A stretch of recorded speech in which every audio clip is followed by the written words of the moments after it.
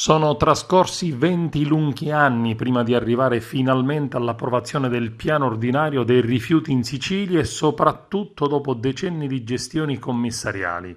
Il presidente Musumeci ha espresso un plauso all'assessore Alberto Pierobon e ai dirigenti generali del Dipartimento che si sono succeduti a tutto il personale che si è speso per arrivare a questo traguardo.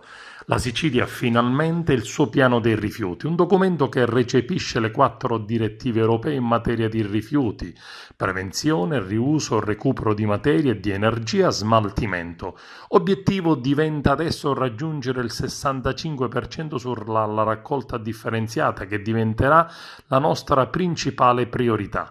Il piano è strutturato in modo da devolvere agli enti locali, comuni e liberi consorzi la gestione diretta del ciclo dei rifiuti. Alla Regione spetterà sempre il ruolo di indirizzo, controllo e regolamentazione. Si chiude l'era delle discariche, sottolinea l'assessore Piero Bon, che resteranno marginali nelle future scelte dei territori. Ogni ambito provinciale dovrà essere autosufficiente nell'impiantistica, scegliendo la tecnologia necessaria a chiudere il ciclo.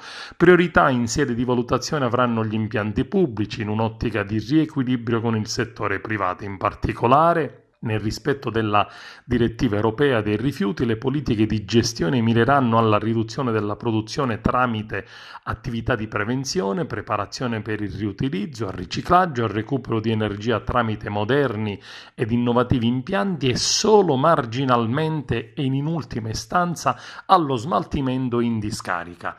Anche la Sicilia, dichiara l'assessore Cordaro che ha firmato il decreto e il suo piano dei rifiuti, ancora una volta il Dipartimento Ambiente ha svolto appieno il proprio dovere nel merito e nella tempistica assegnata.